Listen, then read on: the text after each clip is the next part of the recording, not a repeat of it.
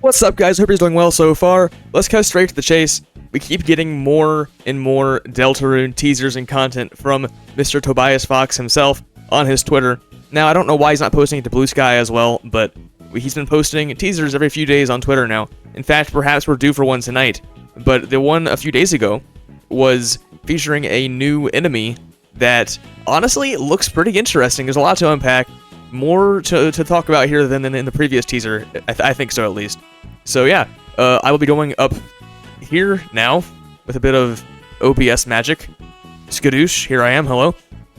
So, the last video was about this teaser, featuring Chris on the docks here in the opening of Chapter 3, collecting some points from a chest inside of a dust pile. So that's pretty fascinating. But this new one seems to be from Chapter 4, and the words above the post say, "That's not a translation error, that's just how this terrible beast makes conversation." So we'll see what that means here in a second. So here is the video.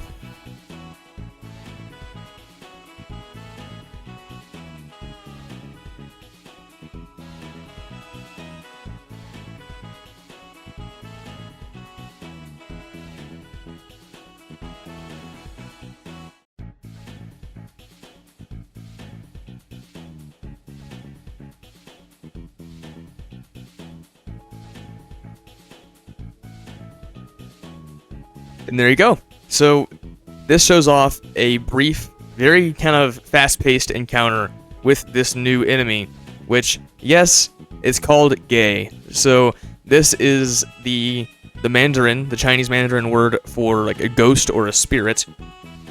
And it is pronounced Guei, so that the Fung Gang is fighting the Geis in Chapter 4. That is confirmed. This is Chapter 4 because, I mean, the health, for starters. And also, this is a very religious, like, church Chapter 4 kind of enemy. I would expect to see a ghost-like enemy in Chapter 4 as opposed to Chapter 3, personally. But, let's go ahead and unpack all the juicy details here. So, it says that it turns its head like a bird, which is pretty interesting for a theory that I've seen around that I'll mention in a minute here. Then we get to act, and we can check, and it says useless analysis. Now, this is pretty interesting because it doesn't usually say that.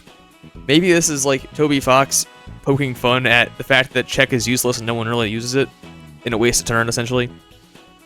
But it comes across more like genocide dialogue, like, you know, in my way kind of thing, where it's like, yeah, just very like blunt and cynical, right? So that's a bit strange. And also, we have exorcism, not exorcism with an O, but exorcism, and then exorcism, like the whole gang does it, or Rousey does it with you. And when you do this, it makes it tired. And I think the joke here is that you're exorcising the spirit, but like you're making it work out so it gets tired, which is a pretty funny joke, honestly. It's a pretty good bit. And then Susie has S action, obviously, Rude Buster, and heal. Not ultimate heal, just heal. So that's another thing where it's like, maybe she's getting better at healing. So I assume that this will be a better heal than ultimate heal was 2 chapters later. I would kind of assume that.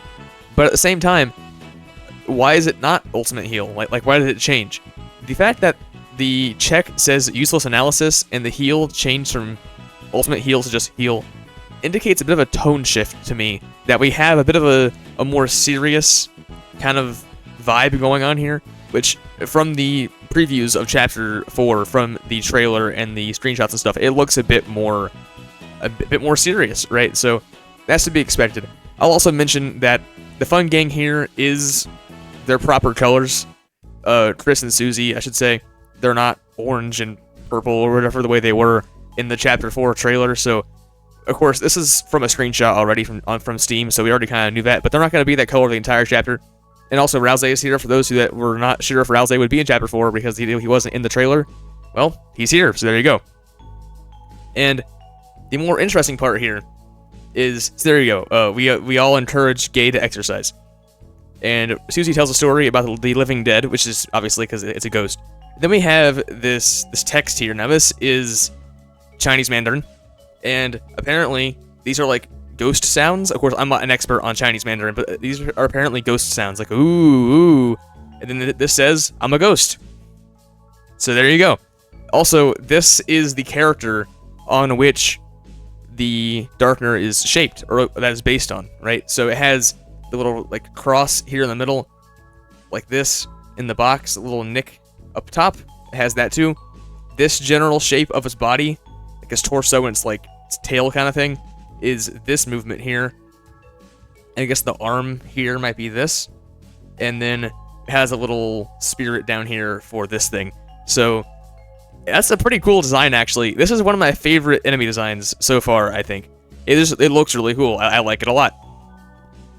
And also it has a similar kind of white and blue pattern to Task from Chapter 2, and from, I think it's the Rudin from Chapter 1, has this kind of, this coloration as well.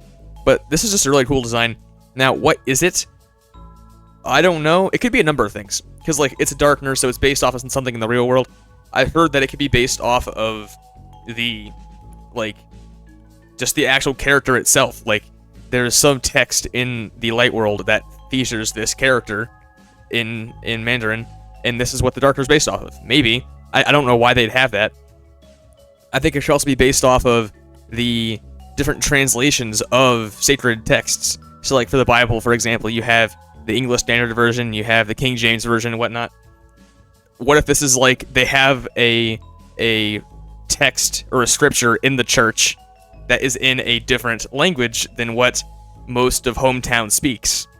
So this represents that translation error, or, you know, this is how this terrible beast makes conversation, is because of that. I've also heard that this is a Snowgrave exclusive enemy, which I'm not sure I'm buying, but the reasoning for that is because of the useless analysis and the heal. It also, because it turns its head like a bird, and this is a ghost here. This is supposed to be a ghost Darkener.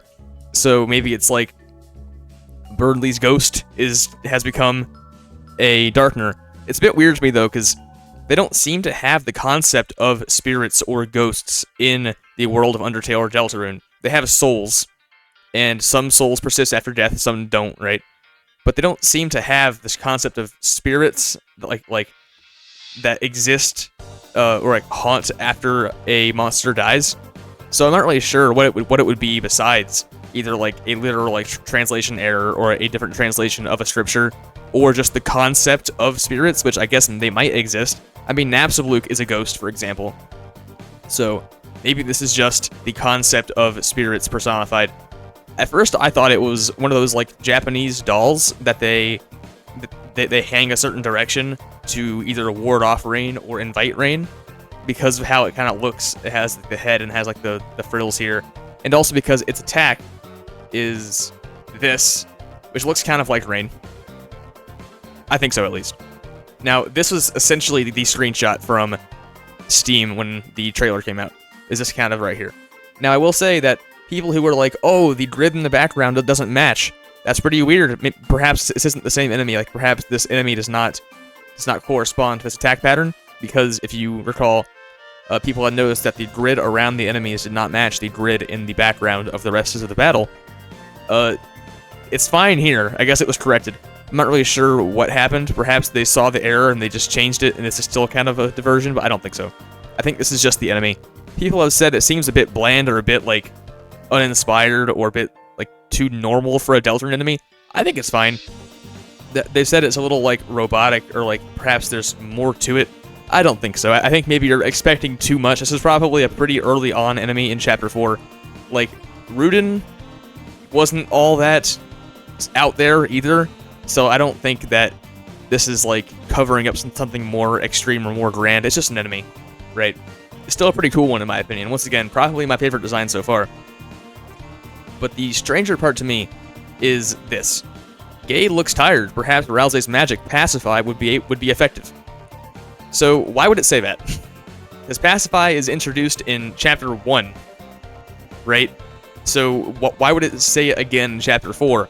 I think that dialogue actually is not part of the game. I think that Toby and his team made this teaser for newcomers and, you know, fans alike. And so they want to kind of show off the game mechanics about how, in this game, like in Undertale, your only means was to spare. in this game, you can spare or pacify if an enemy is tired, so they're trying to show off that mechanic. So they inserted this dialogue here for the teaser, so that people who haven't played the game will know, oh wow, this game has a cool mechanic where you can pacify as well. But in the actual game, this won't be here. That's my prediction for that. Also, once again, I don't think that this is Birdley's ghost, or like piles of Birdley's dust or whatever. I don't think that's happening here either. I think it's just a ghost enemy. But yeah, we pacify, we spare, and then you win.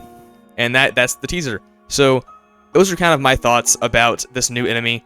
I think it looks really cool. I think the level of like analyzing and predicting around this one enemy has been a lot higher than the level of analyzing and predicting about the previous teaser with Chris on the dock. So it's been kind of cool to follow that and see. But yeah, it's definitely some kind of either like I said, a literal difference in translation personified, or just the concept of a ghost. There is a cemetery outside the church, so perhaps we'll get some stuff from that cemetery as well. Maybe we'll get some Oberon Smog, like Durson Boom, Hammer of Justice kind of thing from the graveyard, but we'll see.